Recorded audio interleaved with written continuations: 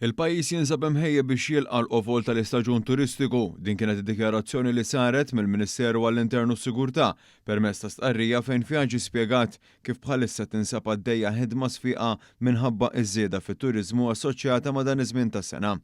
Intqal kif l-enfasi ta' din il-ħidma hija li bejniethom il-forzi tal-ordni jassiguraw is-sigurtà ta' kulħadd, partikolarment f'żoni fejn ikun hemm konċentrazzjoni kbira ta' nies. Fil-fatt il-Korp tal-Pulizija jintensifika r-rondi u l-preżenza tiegħu f'postijiet bħal swieq San Ġiljan, Paċeville u żoni turistiċi oħra bħal Taslima u l-Gżira. Intqal ukoll kif din il-ħidma tara l-assistenza tal-Forzi Armati ta' Malta li qegħdin jappoġġjaw lill-Korp tal-Pulizija f'operazzjonijiet ta' preżenza partikolari f'ċerti żoni kif ukoll minn uffiċjali tal-eża.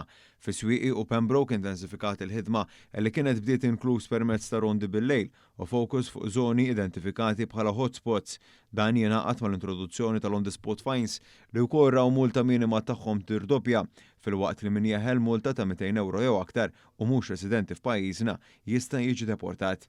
Lan ta' din il-ħidma huwa li permezz ta' preżenza aktar viżibbli fuq il-post, interventi aktar immedjati fejn ikun hemm meħtieġ u deterrent kontra imġiba antisoċjali, vjolenza u kwalunkwe azzjoni li tista' tfixkel il-paċi pubblika.